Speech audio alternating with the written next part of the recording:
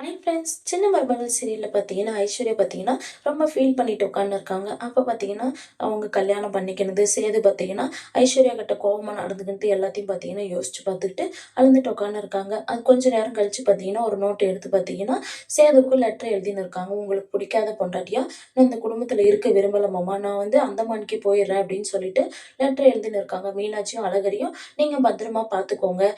நான் உங்க கனவுல பார்த்தீங்கன்னா, நான் குழந்தைங்கள கொடுமைப்படுத்துற மாரி கனவு கண்டிருக்கீங்கன்னா, நீங்க அப்ப என்ன உங்கள மனசுல பார்த்தீங்கன்னா, என்ன நீங்க அந்த இடத்துல வச்சிருக்கீங்க. என்ன தப்பா தான் நெனச்சிருக்கீங்க நீங்க.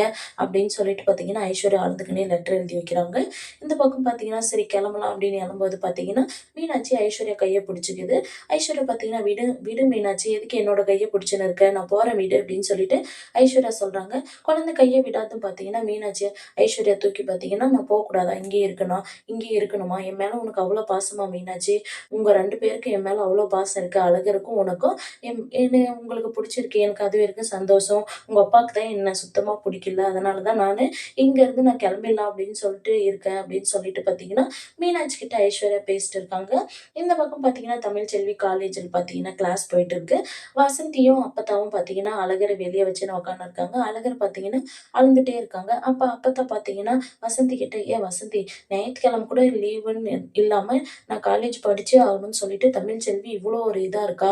கடவுள் பார்த்தீங்கன்னா, அவ கஷ்டப்படுறதுக்கு தகுந்த மாரி அவளுக்கு ஒரு நல்ல வேலைய வாங்கி குடுக்கணும் அப்படின்னு சொல்லிட்டு பார்த்தீங்கன்னா, அப்பத்தான் சொல்லிருக்காங்க. அழுகுற அழுந்துட்டே இருக்கா அப்படின்னு சொல்லிட்டு பார்த்தீங்கன்னா, அங்க இருக்கிற ஒரு நர்ஸ் கிட்ட வசந்தி பார்த்தீங்கன்னா, இந்த மாரி குழந்தை அழுந்துட்டே இருக்கு. தமிழ்ச்செல்வி கிட்ட கொஞ்சம் இன்ஃபார்ம் பண்ணிடுங்க அப்படின்னு சொல்லிட்டு வசந்தி சொல்றாங்க. அந்த நர்ஸும் பார்த்தீங்கன்னா வந்து டாக்டர் கிட்ட சொல்றாங்க. தமிழ்ச்செல்வியோட குழந்தை அழுதுட்டு இருக்கா.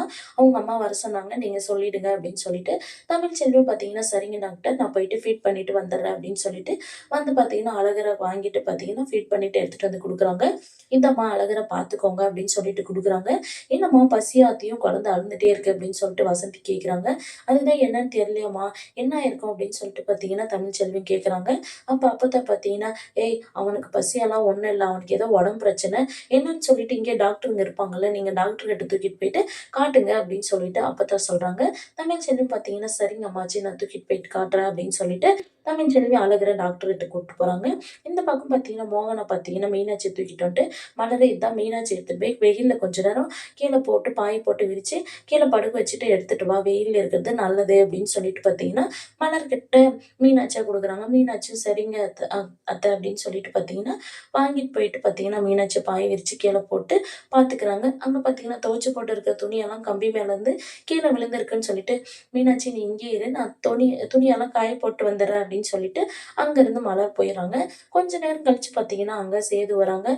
சேதுவும் கருப்பும் வராங்க. "என்ன மீனாட்சி இப்படி கீழ போட்டு வச்சிருக்காங்க?" அப்படின்னு சொல்லிட்டு சுத்தி முத்தி பார்த்துட்டு, மலரு, எதுக்கு இந்த மாரி குழந்தைய கீழ போட்டு வச்சிருக்க? என்ன பண்ணிட்டு இருக்க?"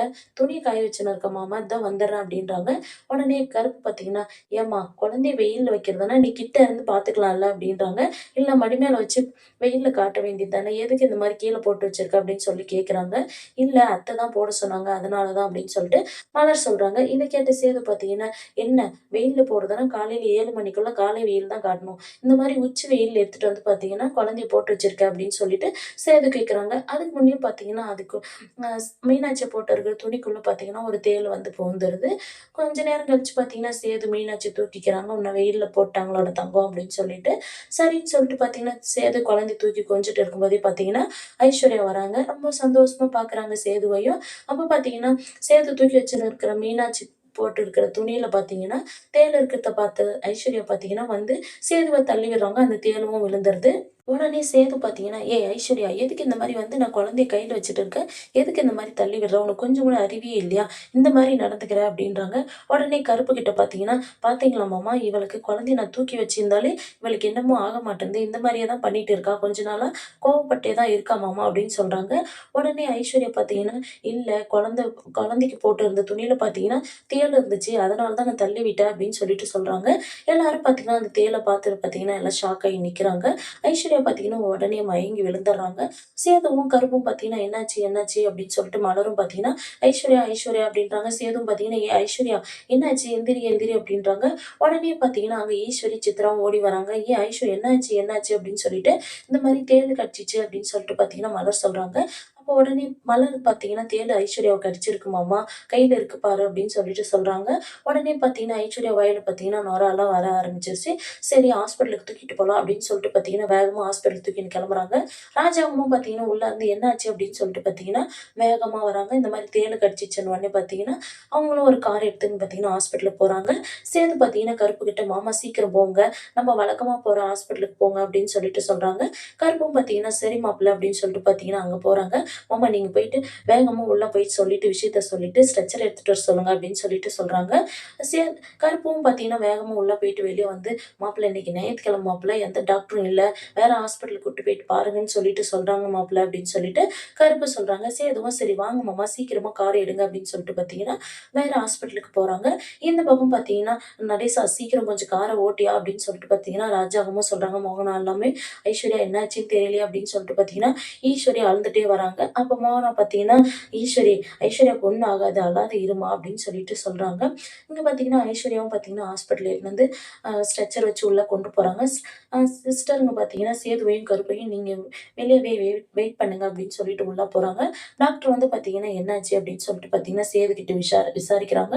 சேதுவும் பார்த்தீங்கன்னா, "இந்த மாரி தேளு கடிச்சிச்சு" அப்படின்னு சொல்லிட்டு சொல்றாங்க. டாக்டர் பார்த்தீங்கன்னா, "சரி நீங்க வெயிட் பண்ணுங்க. நாங்க ட்ரீட்மெண்ட் குடுக்குறோம்" அப்படின்னு சொல்லிட்டு பார்த்தீங்கன்னா, சேது கிட்ட சொல்லிட்டு டாக்டர் உள்ள ஐஸ்வர்யாக்கு ட்ரீட்மெண்ட் குடுக்க போறாங்க. இந்த பக்கம் பார்த்தீங்கன்னா, மலரு, சாவித்திரி, தாமரை அப்படின்னு சொல்லிட்டு பார்த்தீங்கன்னா, ஐஸ்வர்யாக்கு என்ன ஆயிருக்கும் அப்படின்னு சொல்லிட்டு பார்த்தீங்கன்னா, ரொம்ப டென்ஷனாவும் இருக்காங்க. இந்த மாரி தான் முடிச்சிருக்காங்க. அடுத்து எந்த மாரியான சுவாரஸ்யமான விஷயங்கள்லாம் நடக்க போகுதுன்றத நம்ம அடுத்து வர எபிசோட்ல பார்க்கலாம். வெயிட் பண்ணுங்க.